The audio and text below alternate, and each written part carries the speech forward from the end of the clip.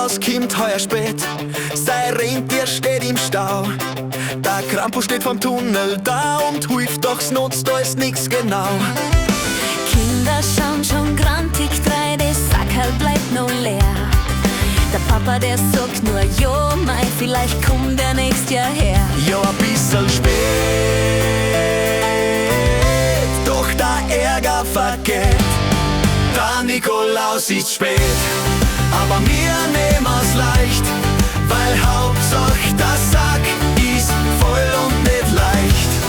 Der Nikolaus ist spät, mei, so geht's heut, wie's Leben so ist, in der Stadt und im Wald.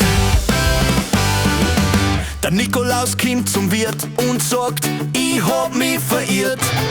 Der Wirt sagt schon, komm rein, trink ein Bier, die Kinder warten nicht geduldig dazu.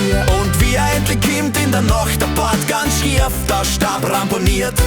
Dann lachen die Leute und bis ist gut und keiner ist frustriert. Ja, ein bisschen steht,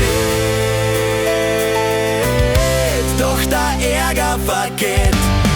Der Nikolaus ist spät, aber wir nehmen's leicht, weil Hauptsache der Sack ist voll und nicht leicht. Der Nikolaus ist spät, mei, so geht's heut, wie's Leben so ist, in der Stadt und im Wald. Und der Nikolaus, der fragt sich schon, ob er auch noch wie in den Rentierschlitten einbauen kann.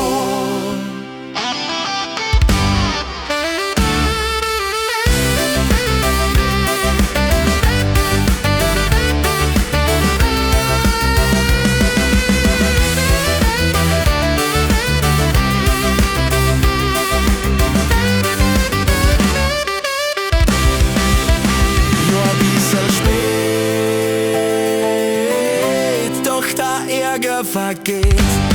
Der Nikolaus ist spät, aber wir nehmen's leicht, weil Hauptsache der Sack ist voll und nicht leicht.